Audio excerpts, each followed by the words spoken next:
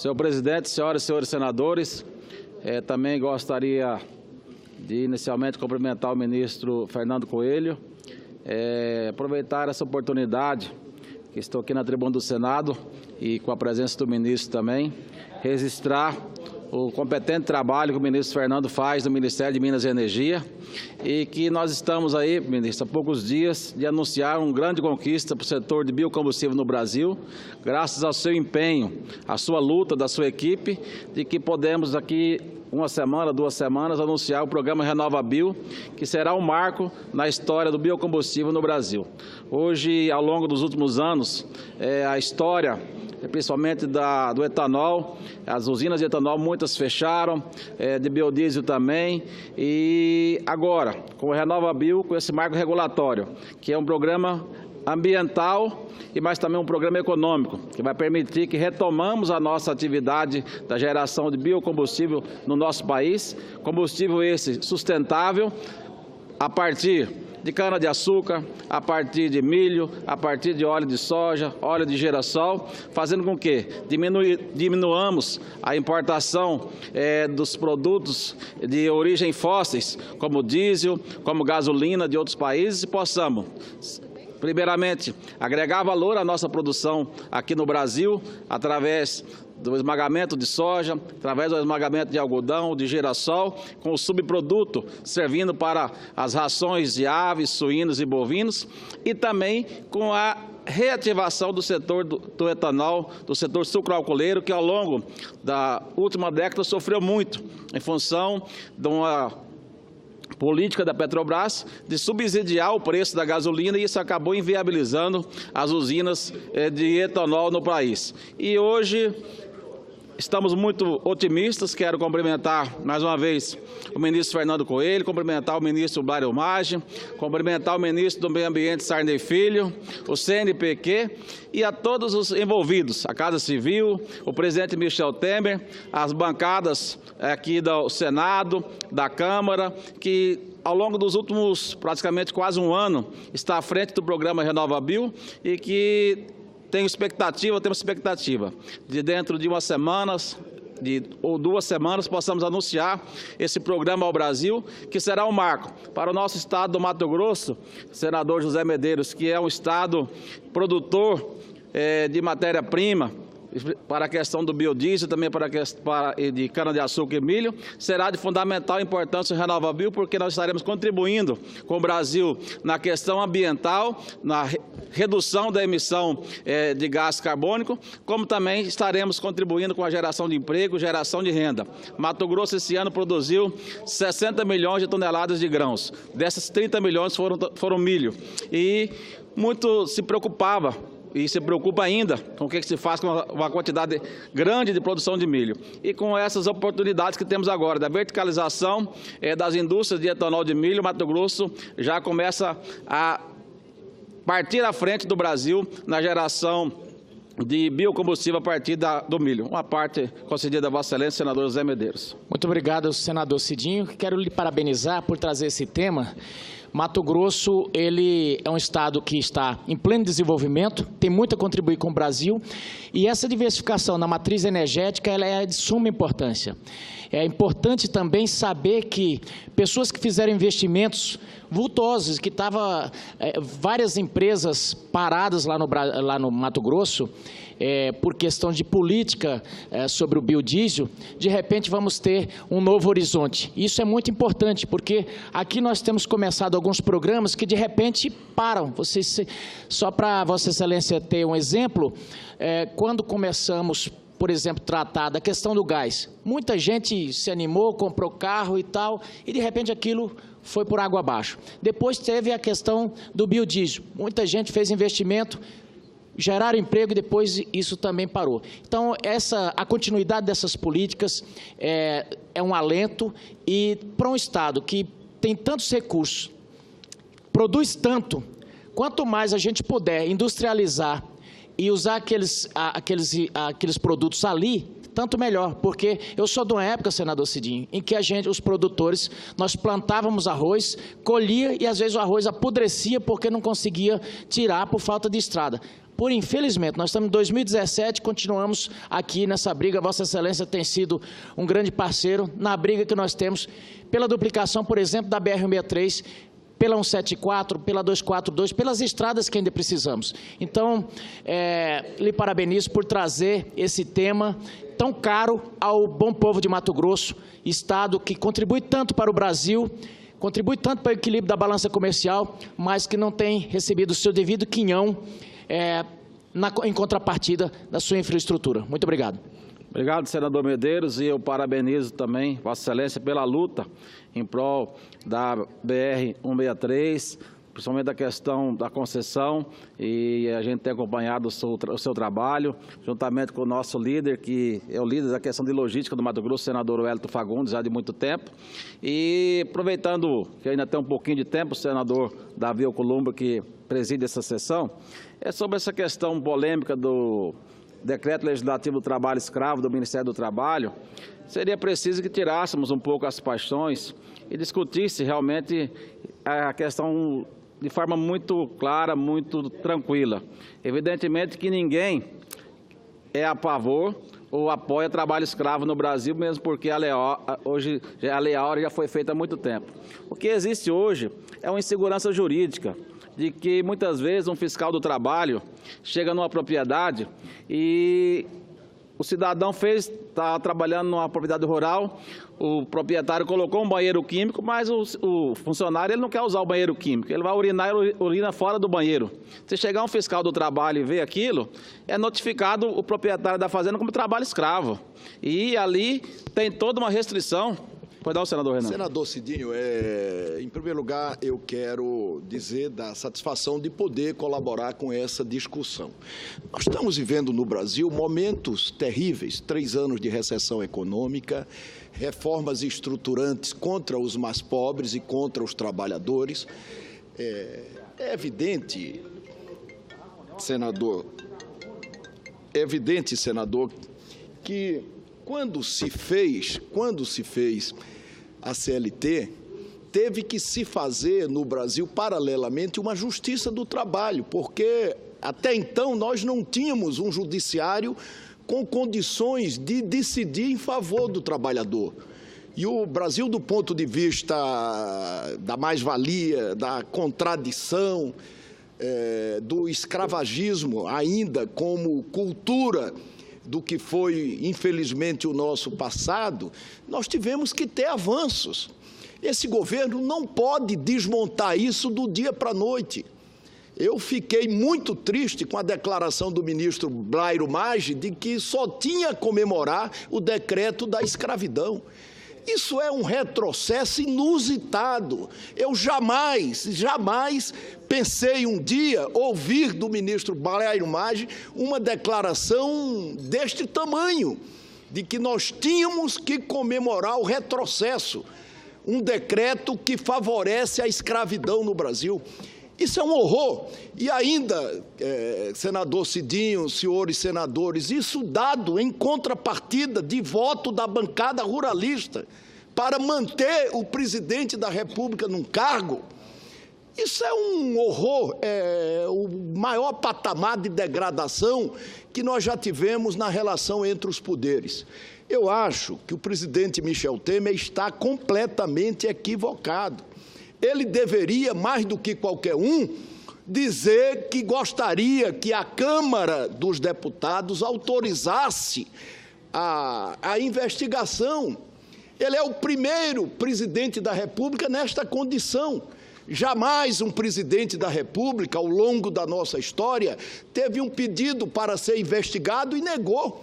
Ora, se o presidente tem certeza de que a denúncia é vazia, se ele tem certeza de que a denúncia é vazia, nada mais prudente do que a liberação para a investigação, para que o Supremo Tribunal Federal diga que a denúncia é vazia. Nós estamos aqui, muitos investigados. Na semana que passou, o Supremo Tribunal Federal decidiu sobre uma denúncia vazia a meu respeito, na segunda turma. Por que o presidente da República não pode ser investigado? No caso dele, Não investigar agora significa mandar para as calendas gregas, para a impunidade. Ele tem 77 anos de idade. 77, isso depois que acabar a presidência da República, vai tramitar na primeira instância. Ele vai poder delongar isso indefinidamente e vai ficar pairando sobre o nome dele, sobre o seu governo, a pecha de que ele pertenceu, no momento em que existia a presidência da República, o comando de uma organização criminosa na Câmara dos Deputados. Eu não desejo isso para o presidente Michel. Eu acho que ele tem que demonstrar o contrário, mas ele só pode demonstrar o contrário se der prosseguimento à investigação, para que o Supremo Tribunal, como fez com muitos casos, diga que a denúncia é vazia, que é consequência de excesso do Procurador-Geral da República. Mas trocar um decreto que permite o trabalho escravo por voto de uma bancada ruralista, isso é o fim, isso é o fim. É por isso que a sociedade brasileira, a cada dia, perde o respeito pelo Legislativo. São por conta dessas práticas, desse troca-troca de membros dos partidos na Comissão de Constituição e Justiça, pela liberação de emendas. Nós tivemos uma decisão que é completamente diferente da decisão do presidente Michel na última quarta-feira. Nós vimos aqui neste plenário, na exata hora da votação, e era uma votação que as pessoas negociando emenda. Emenda. E olha que nós estávamos querendo construir, não é, a deliberação dos 41 votos, mas negociar a emenda na hora da votação, exatamente emendas negociadas por um governo que está agora, depois de precarizar as relações, permitir indenização, aprofundar a recessão, o desemprego, o governo vem agora querer comparar a sua situação com a situação do senador Aécio. São completamente diferentes. O senador Aécio continua sendo investigado. A investigação do senador Aécio não sofreu nenhum processo de paralisação. O que não pode, no caso do senador Aécio, é inverter o processo, é tomar medida cautelar antes de instaurar o processo, antes de começar verdadeiramente a investigação. No caso do presidente da República, é o contrário. A Constituição é sábia. Ela diz que, diante de uma denúncia, o presidente, em até 180 dias, não é um afastamento definitivo, é temporário, ele deve ser investigado em até 180 dias, para que não haja solução de continuidade com relação ao seu próprio governo. Quer dizer, são questões completamente distintas. E se ele tem certeza de que a denúncia é vazia, nada melhor do que o Supremo para decidir sobre a denúncia vazia, como, aliás, fez na semana que passou. Em um dos casos meus, já são 5 arquivados. 5 arquivados. Porque são, sim, denúncias vazias. Se a dele é uma denúncia vazia, ele tem que se submeter ao julgamento do Supremo Tribunal Federal. Mas nós não podemos esconder esse debate e esse mercado persa que acontece nos bastidores do Congresso Nacional. Eu sei, e já encerro, me permita, senador Cidinho, eu sei que os turcos, os gregos, os libaneses, eu não sei se o presidente é grego ou é libanês, a sua família, eu sei que eles deram uma contribuição muito importante ao desenvolvimento do comércio no Brasil. Mas o presidente Michel Temer, ele não tem o direito de querer transformar o Congresso Nacional numa rua 25 de março, como em São Paulo, onde se vende tudo, tudo, tudo. O Brasil não é a 25 de março. Muito obrigado, senador Cidinho. Agradeço, senador Renan, respeito a vossa posição. Em relação à minha pessoa, posso dizer ao senhor que eu votei a favor do senador Aécio Neves, sem nenhum favor sobre emenda parlamentar. Minha decisão já estava tomada há alguns dias atrás, eu votar a favor do senador Aécio, porque eu entendia que não era justo o que se iria fazer com ele, e por isso votei dessa forma. Em relação ao ministro Blairo Maggi, eu também posso dizer ao Vossa Excelência que jamais ele defende trabalho escravo. O que ele defende é a segurança jurídica, e as propriedades do ministro Blairo Maggi, você está convidado a conhecer, são exemplos para o mundo de sustentabilidade ambiental e de respeito às leis trabalhistas. Lá os funcionários lá dormem em ar-condicionado, não andam de avião, alguns funcionários têm as melhores condições. Então, o que o ministro Blairo Maggi defendeu e eu defendo é segurança jurídica. E eu falei há pouco dessa questão de você, simplesmente por uma pequena infração, você ter seu nome jogado na lista do trabalho escravo, isso traz para o empreendedor transtornos enormes. Você perde o crédito em banco, você perde as suas certidões, e eu, inclusive, apresentei um projeto aqui falando sobre a segunda visita, senador Davi, que na primeira visita o fiscal só anotasse as irregularidades, na segunda vez então passasse a fazer a multa, fazer aquilo que fosse possível. Esse projeto está tramitando aqui. Então, ninguém está defendendo trabalho escravo, ninguém é louco no Brasil hoje em dia deve ter trabalho escravo. Quando nós defendemos a segurança jurídica. Quanto à bancada ruralista, eu faço parte dela e tenho orgulho, porque essa bancada ruralista defende o setor rural, o setor produtivo do Brasil, que esse ano colheu 240 milhões de toneladas de grãos e que está garantindo o superávit da balança comercial e está garantindo o crescimento pouco do nosso Brasil, mas esse setor que está garantindo. Então, não é a troco de emenda, não é a troco de nada. Nós defendemos um Brasil moderno, mas também um Brasil justo. Jamais nós vamos defender trabalho escravo, mas também nós não podemos ter os empreendedores brasileiros em situação jurídica adversa, que você está exposto a qualquer situação, da mesma forma como aprovamos aqui a reforma trabalhista, e o decreto do ministro do Trabalho pode ter algum equívoco, pode ter alguma correção, mas a intenção de chegarmos a um acordo e não termos uma insegurança jurídica em relação ao que é trabalho escravo e o que não é trabalho escravo é essencial para o país. Muito obrigado, senador Davi. Tem um tempo, por favor. Tem, Vossa Excelência tem o tempo que achar conveniente. Obrigado. Muito obrigado, senador Cidinho. Primeiro, a gente tem que separar as coisas. Tem uma onda, assim, em cima da portaria, e, lógico, o senador Renan é um expert nesse mar da política, e não ia perder uma onda dessa de falar sobre o tema. Mas eu vou falar pelo Estado de Mato Grosso, senador presidente Davi Alcolumbre. Mato Grosso tem sido tratado, e eu vou falar aqui, com preconceito, esse é o termo, senador Cidinho. Meu pai saiu do Nordeste e foi derrubar roça lá no Mato Grosso, plantávamos arroz, que eu falei muitas vezes, perdemos porque não tínhamos como retirar o arroz da roça. Essa que era a verdade. Nós trabalhamos ali de sol a sol, e como diz a música Utopia do Padre Zezinho, faltava tudo, mas a gente nem ligava, porque dava tudo ali em Mato Grosso. Então comida não faltava, mas faltava para você exportar os produtos, para você vender os produtos. O Mato Grosso se estruturou, o agronegócio mudou, e não é mais aquele modelo da lona que as pessoas pensam. A cantina de uma fazenda hoje no estado de Mato Grosso, eu convido aos blogueiros que nunca pisaram no Mato Grosso, a cantina de qualquer fazenda é melhor do que o almoço, do que qualquer um das nossas mesas. Sabe por quê? Geralmente na nossa casa a gente tem ali 1 ou 2 pratos, 3 pratos, quando o almoço é muito surtido. Até 4. Na cantina das fazendas, geralmente tem 10, 15 tipos de prato. Tem uma nutricionista, na maioria de todas as fazendas de Mato Grosso, uma nutricionista, dedicação exclusiva. Os funcionários, na maioria das fazendas, é ar-condicionado. E, senador Cidinho, eu vivi as duas diferenças. Eu morava na roça, morei em rancho de palha e em chão de terra batida. Moramos em rancho onde ia roçar pasto, que ficávamos na beira de córregos. E vivi as duas realidades do estado de Mato Grosso. A realidade do estado de Mato Grosso não é mais essa.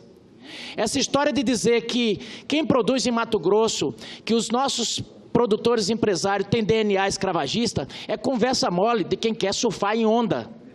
Essa portaria estão vendendo alhos por bugalhos.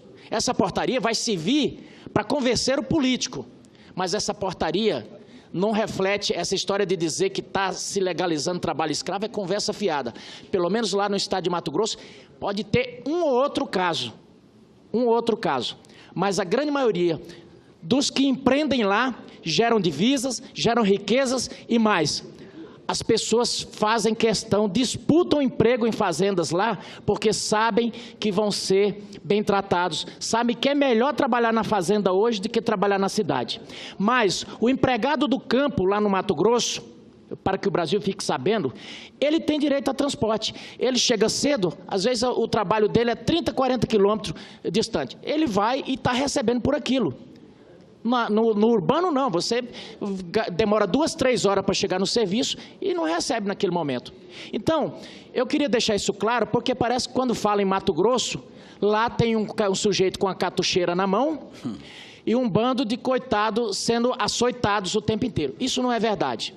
E o que tem sido uma luta constante lá, senador Davi Alcolumbre, e que as pessoas solicitam a bancada aqui, e aí criaram... Aqui rotula tudo. Tem um partido aqui que eu não vou falar o nome, mas quando não gosta de uma coisa, rotula. Aí cria xingamento. Por exemplo, o sujeito que defende a produção no campo, e aliás todo mundo só come, porque leite não dá na geladeira, ovos não dá na geladeira, tudo vem do sítio. Mas quando se fala em defender qualquer coisa rural, aí é ruralista. É ruralista. Eu não tenho um pé de feijão plantado, eu não sou plantador, eu não sou sojicultor, não sou nada. Mas eu entendo que se tirar a agricultura do estado de Mato Grosso, todos nós vamos morrer de fome. Então, eu imploro que esse debate possa ser feito com o mínimo de honestidade intelectual. O meu estado não é um palco de escravidão. E nem as pessoas que ali trabalham e produzem. Até porque os ricos de hoje lá chegaram pobres, que nem meu pai chegou lá.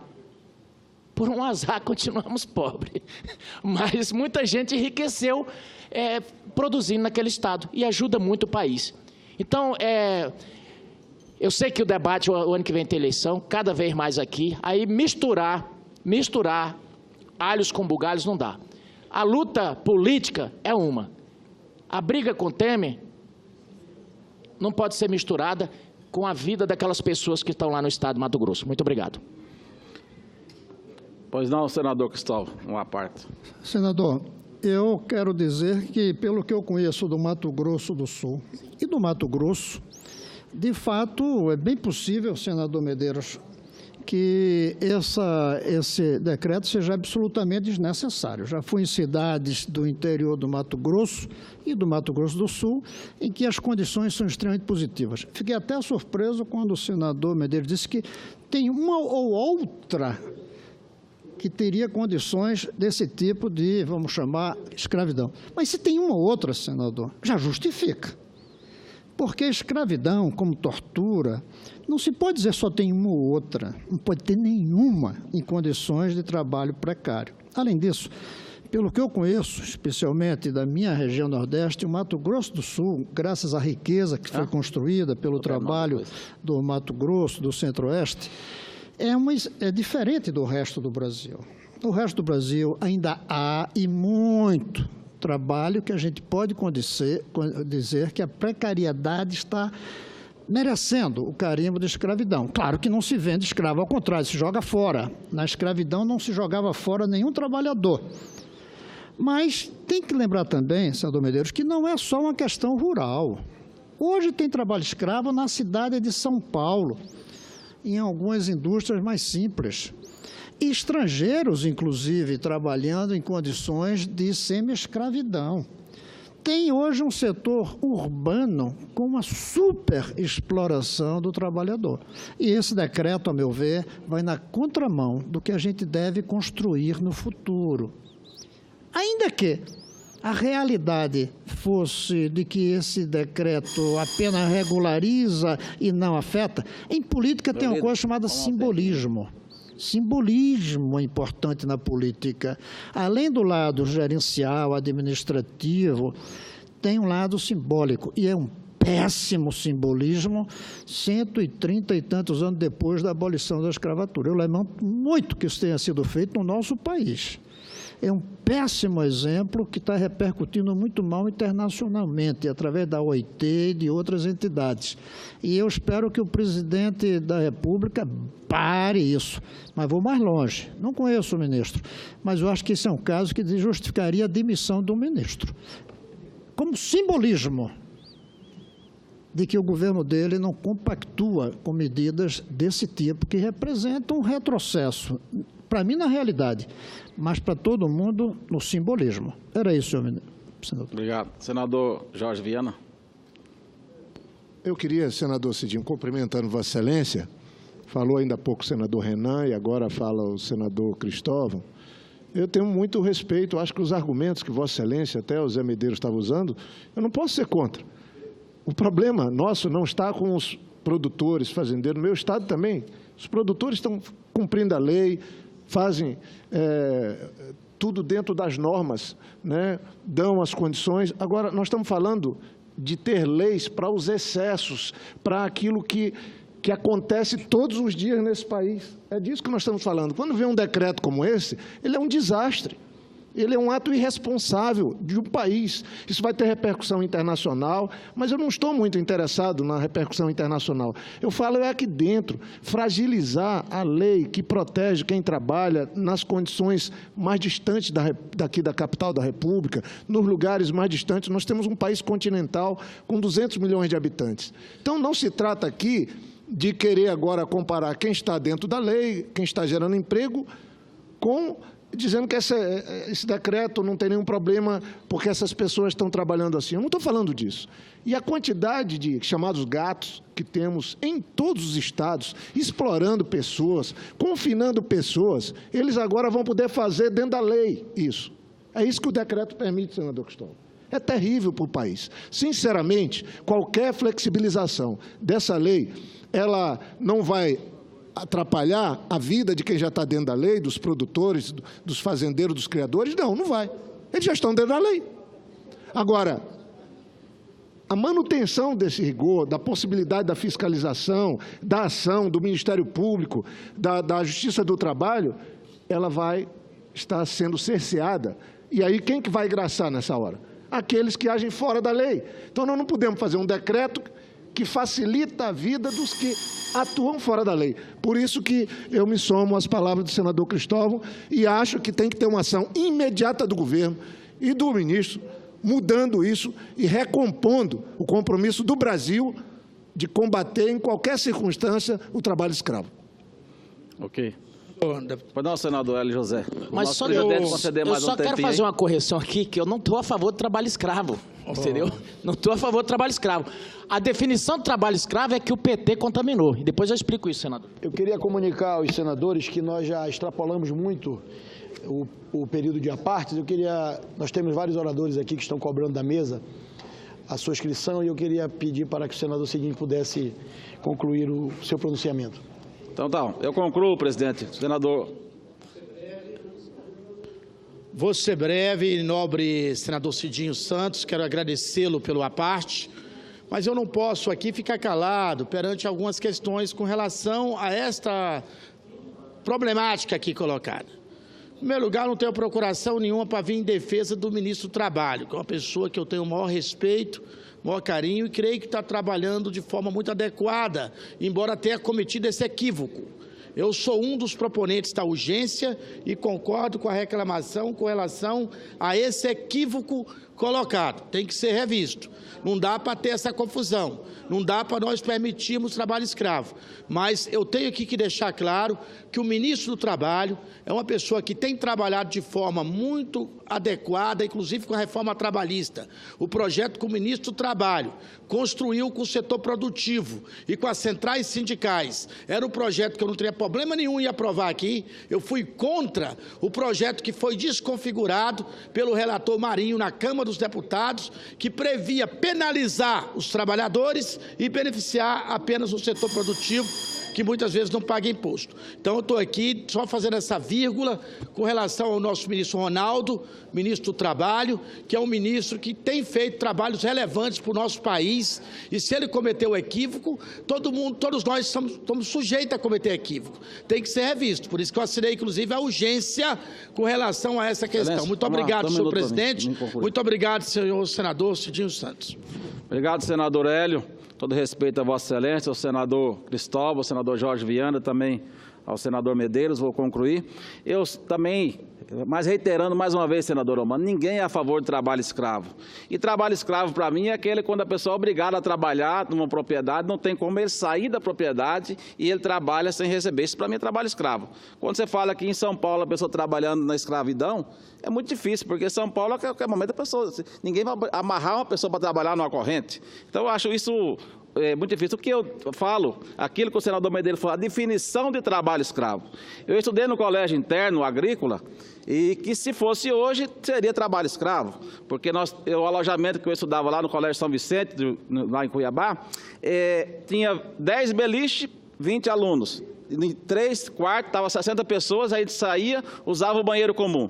Se chegasse de manhã, pegava a enxada, saía para arruar o café, andava 2, 3 quilômetros, ia para limpar a pocilga, ia para limpar a granja. Se fosse hoje, seria trabalho escravo, porque na legislação, nenhuma beliche o funcionário não pode dormir, senador Romano. O funcionário tem que dormir num colchão, uma cama única com um colchão grosso, não pode ser colchão fino. O funcionário tem que sentar na mesa, ele não pode comer sentado no banquinho, tem que estar sentado à mesa. Ele tem que ter banheiro suficiente. Então, isso, se fosse hoje, o estudei no São Vicente, com a escola exemplar, para mim foi um exemplo de vida, seria trabalho escravo. Então, essa definição, o que é trabalho escravo, o que não é trabalho escravo, que precisamos esclarecer. Ninguém é a favor de trabalho escravo. Agora, existe hoje uma questão de que tudo é trabalho escravo. E aí você é jogado numa lista negra e que você está inadimplente com os órgãos oficiais, com as instituições financeiras, que demora 3, 4, 5 anos para você tirar essa mancha da sua vida. Então, eu acho que o decreto foi colocado, pode ter sido certo ou errado, mas o debate está à mesa, para que possamos construir, junto com o ministro do Trabalho, com o governo, uma solução. Vamos separar as coisas, fazer, se não for o decreto, fazer um projeto de lei que possa todo mundo discutir e aprimorar a legislação para que trazer segurança jurídica para os empregadores, mas que também não ficamos aí preocupados com essa questão de trabalho escravo, ou até mesmo porque a questão internacional, como o senador Jorge Viana falou e o senador Cristóvão também falou, é importante, porque nós somos um exportador e qualquer mancha no nosso comércio internacional, isso vai refletir aqui internamente. Então, eu acho que o debate está à mesa, nós temos que discutir sem paixões, mas que temos que modernizar respeitando os direitos. Muito obrigado, senador Davi, pelo tempo que me concedeu a mais.